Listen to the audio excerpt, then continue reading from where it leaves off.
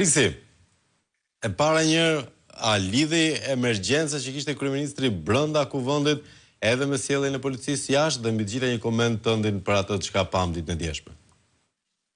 Dëgjoj, Flavio, unë nuk kam patur asnjëherë mundësi që të kem një komunikim apo të jem pjesë e një paneli ku të jenë dhe organizatorë të protestës. Kështu që sot do përfitoj që është Edisoni aty për të thënë disa opinione të mia që mund të jenë dhe pa vlerë fare për Edisonin dhe kë organizon protestën, por unë mendoj që duhen thënë ca gjëra. Patjetër. E para dhuna. Si një njerëz që ka protestuar gjithmonë. Kjo dhuna është parë. Nëse nuk është parë përpara, pra ata që janë sot në protestë duhet kanë parë televizorin përpara, mos harrojmë që para 3 muajsh, 3-4 muajsh, atës që i bën Edisonit, syri e ka transmetuar në protestat e opozitës ku civilët i kanë masakruar, jo vetëm qytetarët. Po Bledjon Allbatin e bën për spital. Pra policia i dikte përpara fytyre në një distancë gjysmë metri një deputeti dhe i hidhte spray dhe lën djegse në fytyrë pa mos të më fjalë tash, nuk i intereson dhe hiç. Qytetarët janë dhunu vazhdimisht. Pra kjo sjellja e policisë është e vazhdueshme. Nuk është se ndodhi sot.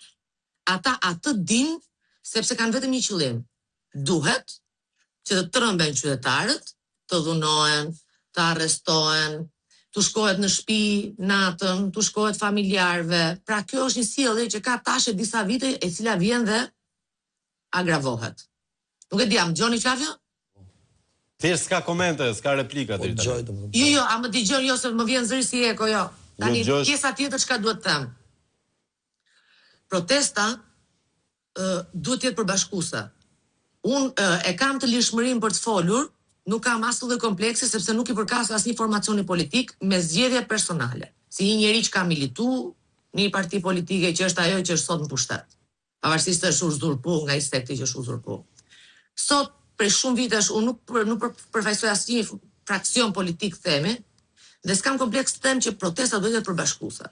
Sepse dhe unë për shembull, kur dëgjoj atje thirrje të caktuara dhe unë mund të ofendohem si një njerëz publik i cili ka patur kurajë dhe guxim dhe ti e shumë të tjerë e din shumë mirë për të bërë maksimumin për të çertë maskën për të thënë shqiptarëve dëgjoj se jeni vjedh këtu, ka krim këtu, ka kriminalizim ekonomia. E shumë probleme të tjera që në 2020 dhe 21 më tallnin mua kur dilja dhe e thosha këtë gjë, ndërkohë sot vim në moment që jemi në një alertë të kriminalizimit të ekonomisë dhe përfundojmë më keq. Pra nëse mendoni ndonjëherë se piramidat kanë qenë keq, ajo çka do ndodhi me këtë vend është shumë më keq. Por duhet kuptojmë një gjë. Si do ndodhi, parashikon një kolaps ekonomik më të rëndë se Po më le të tallen me mua dhe sot në këtë që po them. Po të hapësh statuset e mia që nga viti 2020, dalit e mia televizive që nga viti 2020, u kam thënë vazhdimisht të njëjtën gjë shqiptarëve.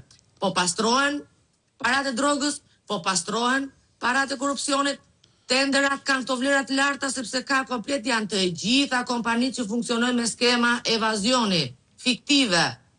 Që ta kam thënë, ky çakmaku bën 1000 lekë, nuk ka si të prokurohet për 10 milion lekë, ose 1000 lekë bën ky.